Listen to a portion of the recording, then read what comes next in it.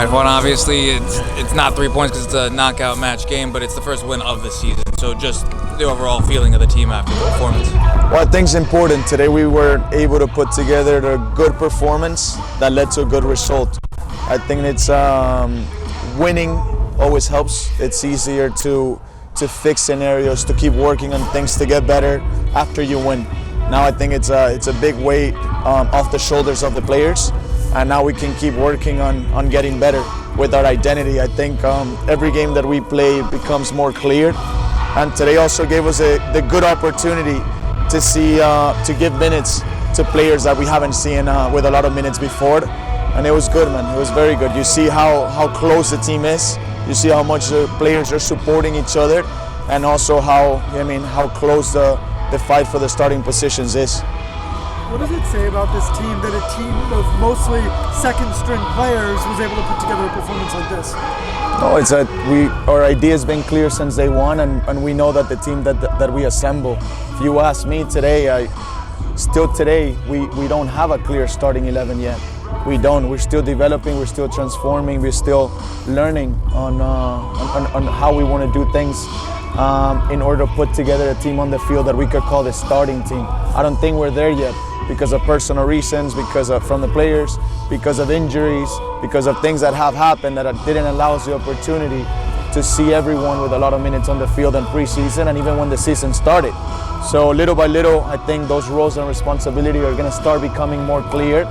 But it's important to see that whoever you put on the field is ready to play, understands the idea, and most importantly, fits to the way we want to play and do things.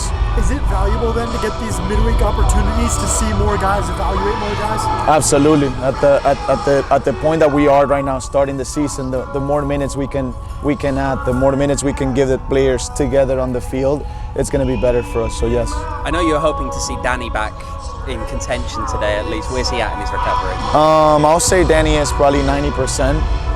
He feels well. Hopefully we can see him on Sunday.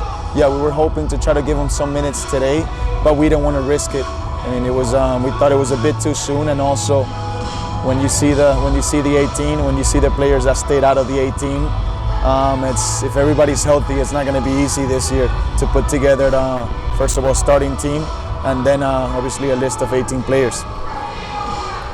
Juan, Cuello was all over the field, especially in that final third, but just could not get that final touch. What do we need to get him onto that scoring sheet again? Cuello? No, Cuello is unbelievable. Cuello, I mean, he's been one of our more important players since the beginning. He's played most of the minutes, or he's probably the player that has the more minutes on the team as of now, and not just adding the regular season and the Open Cup, also preseason. So Emi is a very important player for us, and obviously he's going to keep developing, he's going to keep growing, adapting to the way we want him to play that position. He's played the number 10 role before, but the way we want to play it is a bit different because we play a little bit more in between the lines. We play with 2 10s, and he's still adapting. The most important thing for us is that he keeps growing game after game, and also that he gets used to his teammates around him, and his teammates get used to him, just like every other player. For us, everybody's important, everybody's going to be needed, and as long as each player keeps growing and developing every week, we're going to be okay. What do you guys need to do to turn strong performances like tonight, where you're controlling the game, into more clear-cut goal-scoring opportunities? Well, I think we want to get consistency, and then the only way to find consistency is by playing games, by adding minutes on the field, and that's what this games give us. That's what the regular season is going to give us, and it's time. This is a process, and we decided to assemble this project, and we understand the stages that the project has and the process has. And right now we're in a stage that we have to develop. We have to keep on growing with an identity that we understand and we have that is cleared. And then consistency, more minutes together, and keep pushing, keep demanding from the players. It's going to help us. It's going to help us to put together more strong performances that can lead to good results. We saw a few champions. Your defense really seemed to control play throughout the game. Can you talk more about that? Or what, excuse me? Your defense. Oh, yes, the center backs? Yeah. Center backs are so important for us, especially when we want to have possession. We want our center backs to be good on the ball, but we also want them to be able to defend a lot of spaces on the field. if we have the ball and we're super high in the opponent's half, that means that you need a goalkeeper and 3 defenders that can defend 65 to 70 yards. And that's what we brought them in. That's what they've been doing. I think today was another step on the right direction. And as you guys saw, we had a center back playing the number 6 role today for a bit with Daniel Kruston, and he did a great job. So it's about that. It's about adaptability. It's about flexibility. It's about being able to transform with one idea. And we have the ability to do that with the roster that we have. What's that? We saw a few championship teams be taken into extra time today. How important with a game on the weekend was it for you to get this wrapped up in 90? The game on the weekend, the game in Charleston, the game in San Diego, all of them have been important. I mean, going to Charleston and understanding that we got a good result, but we didn't have a good performance. Going to San Diego and understanding that we had a very good performance and the result didn't go our way. And then understanding that last game, we were putting together a strong performance that should have led to a good result. And at the end of the day, we tied the game that we should have won.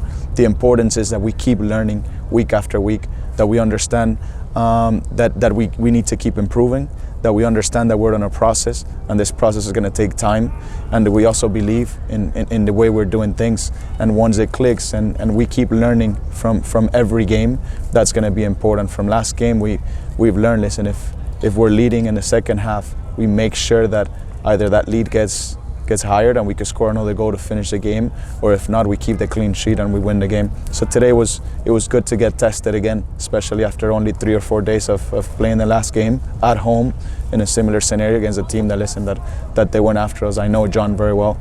I respect them a lot. Actually, last year I got burned playing versus them with Oakland, and I knew it was not going to be an easy game. So tonight we take the win.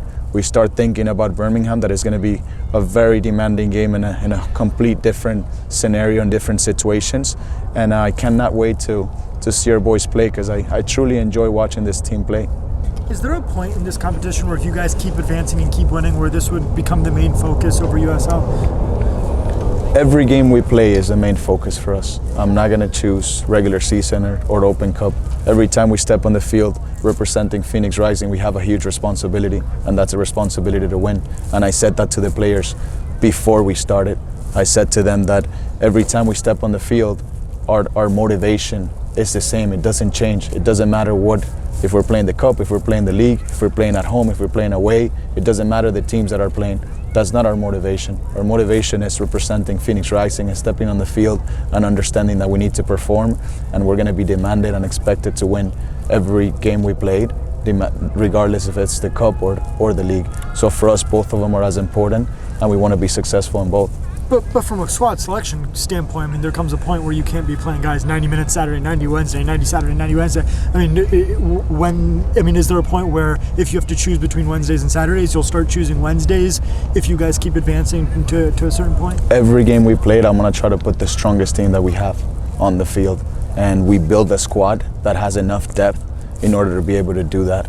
And that's why I'm so happy about it. It's a squad that is very, I mean, it has a lot of players. Like I said today, as long as we can keep everybody healthy, I think it's going to be very difficult to put together a starting team, and it's going to be very difficult to put together an 18-man roster. You guys saw what happened last game with our team captain. Darnell stayed out of the 18 today. He came on the field, he played, and he had a great performance. Tonight, Renzo Zambrano wasn't on the 18. Same thing as Danny Trejo. And those are 2 guys that are going to be healthy on the weekend. So that means that we're going to have to decide to leave 2 guys behind from tonight's squad. That it was a very strong squad. So it's not going to be easy, but that's a good problem to have for me. Coach, you spoke about pushing Daniel into midfield. How do you prepare your team to make these adjustments in match and be fluid? The idea needs to be clear first. It's the way we want to play and how we want to do things. We need to work on it. We need to make sure that everybody's understanding what we want to do. And most importantly, like I was saying, is seeing that the player can do it. It's bringing players in that we believe can do those things. And Daniel's a guy that can definitely do it. So we saw it the other day in training, and when he stepped on the field, I think he did a very good job in the middle of the field. And now we know that if we need an extra 6, Daniel's available. Juan, tuvieron más de 600 pases esta noche, 70% de la posesión casi, pero solo un gol. ¿Qué le falta a este equipo en el último tercio para meter más goles en la ofensiva? Sí, Ramón, es una buena pregunta, y esa es una de las cosas que me llevo acá y y hay que mejorar es, si vamos a ser tan dominantes y vamos a tener la posesión del 70% y todos los pases que me acabas de decir que no sabía, tenemos que ser más incisivos de cara al arco, tenemos que ser un poco más claros, tenemos que tener un poco más de claridad y debemos tener la oportunidad de tratar de hacer un gol más. What Ramon just asked, and I think that's a very good question, I'll say it in English, is if there's something that I'll take from tonight that we need to keep improving is getting better, is that if we're going to be so dominant in the game, if we're going to have 70% possession, if we're going to connect more than 600 passes, we need to make sure that we have the ability to threaten the goal a bit more. That's one of the things that I'll take from tonight, and we have to improve. But like I said, when you win, it's always easier to keep working and making sure that you improve. But that's one of the things that from tonight's match, we have the responsibility to get a little bit better.